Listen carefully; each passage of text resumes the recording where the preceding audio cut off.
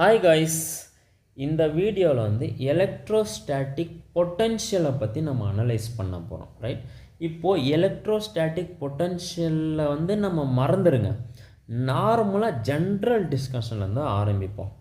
Potential எனர்ஜிலேருந்து ஆரம்பிப்போம். இப்போது potential எனர்ஜின்னா என்ன? U is equal to mgh அப்படின்லாம். U is equal to mgh. Right, இப்போ இங்கே ஒரு 5 கிலோ ஆப்ஜெக்ட் இருக்குது.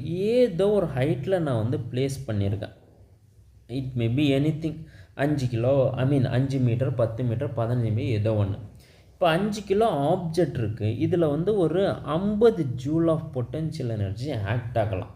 ரைட், இப்போது இந்த ஆப்ஜெக்ட்டு வந்து கீழே வந்துக்கிட்டே இருந்தால் என்ன ஆகும்? வெலாசிட்டி வந்து இன்க்ரீஸ் ஆகிட்டே இருக்கும். இந்த 50 ஜூல் ஆஃப் பொட்டன்ஷியல் எனர்ஜி டோட்டலாக என்ன ஆகும்?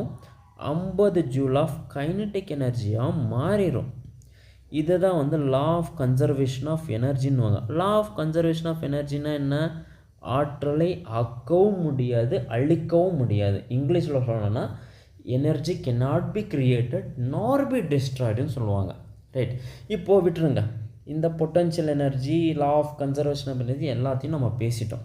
இப்போ பொட்டன்ஷியல்னா என்ன அப்படின்னா என்ன? பொட்டன்ஷியல்னா சிம்பிள் வின்னு பேர் கொடுப்போம்.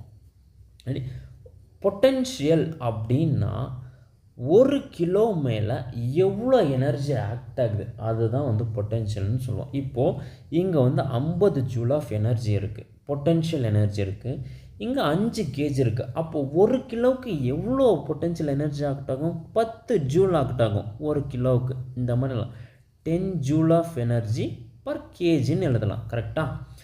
இப்போது பொட்டன்ஷியல்னா என்ன?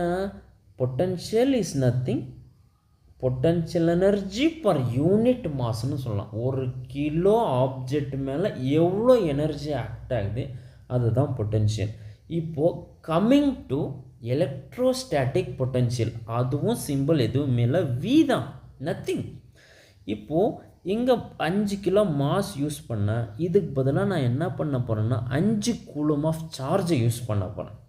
ரைட், 5 கூலும் ஆஃப் சார்ஜில் என்ன ஆகுதுன்னா 50 joule of potential energy act ஆகுது. அதாவது எலக்ட்ரோஸ்டாட்டிக் பொட்டன்ஷியல் எனர்ஜி வந்து ஆக்ட் ஆகுது. இப்போது எலக்ட்ரோஸ்டாட்டிக் பொட்டன்ஷியல்னால் என்ன?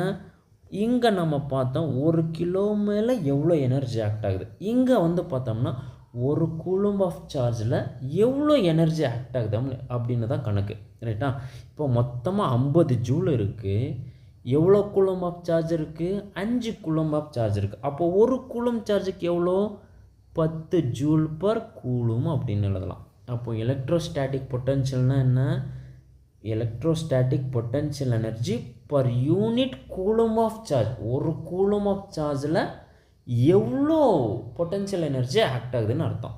ரைட்டா? இப்போ என்னுடைய கேள்வி என்னன்னா, பாட்டி பேர் கிளவி, கிளவி பேர் பாட்டி, நம்ம டைரெக்டாக வந்து எலக்ட்ரோஸ்டாட்டிக் பொட்டன்ஷியல் எனர்ஜி, டோட்டலாக பொட்டன்ஷியல் எனர்ஜியாகவே கால்குலேட் பண்ணலாமே.